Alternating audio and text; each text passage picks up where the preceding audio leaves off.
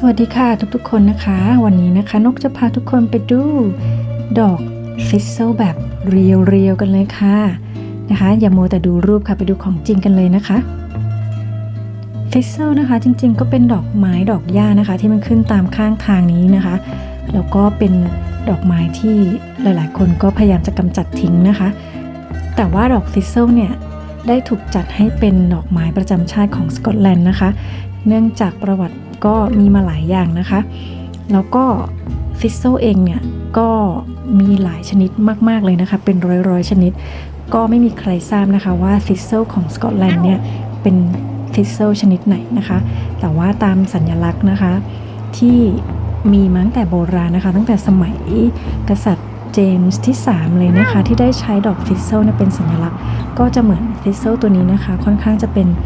ฟิสเซิลอันใหญ่มากนะคะดูสิคะมันใหญ่ครึ่งมือเลยแล้วก็โดนหนามทิ่มเลยนะคะมันคมมากนะคะทั้งแหลมทั้งคมนะคะหนึ่งในประวัติของเหตุผลว่าทำไมเอาดอกฟิสเซิลมาเป็นดอกไม้ประจำชาติสกอตแลนด์นี้นะคะก็เพราะว่า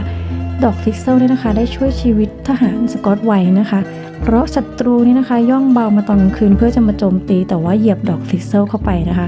ทำให้ร้องจากออกมาเลยนะคะอันนี้ก็คือหนึ่งในประวัตินะคะเหตุผลที่ว่าทำไมดอกฟิสเซิลจึงได้กลายมาเป็นดอกไม้ประจำชาตินะคะนั่นเองสวยไหมคะ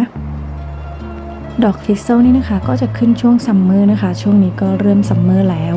ก็ขึ้นมาแล้วเห็นไหมคะก็ยังตุ่มๆอยู่นะคะก็เริ่มจะบานนะคะแล้วก็เป็นที่ล่อตาล่อใจของพวกบัมเบิลบีนะคะทั้งผึ้งทั้งแมลงต่างๆที่จะมาดูดน้ำหวานจากดอกของเขานะคะเพราะความสวยของเขานั่นเองนะคะทำให้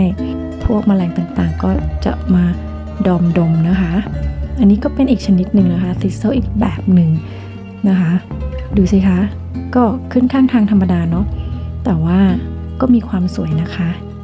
เป็นธรรมชาติอย่างหนึ่งเลยเห็นไหมคะแม้กระทั่งเต่าทองนะคะผึ้งแมลงนะคะหลายอย่างมากเลย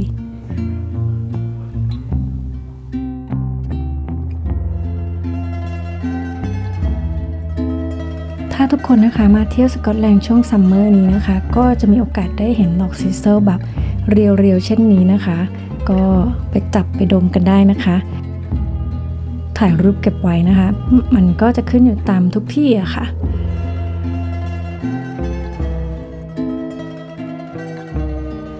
ถ้าชอบกดไลค์ถ้าใช้กดแชร์นะคะถ้าแคร์ก็ช่วยกด Subscribe นะคะเป็นกำลังใจให้กันหน่อยนะคะวันนี้นกลาไปก่อนค่ะขอบคุณมากๆค่ะสวัสดีค่ะ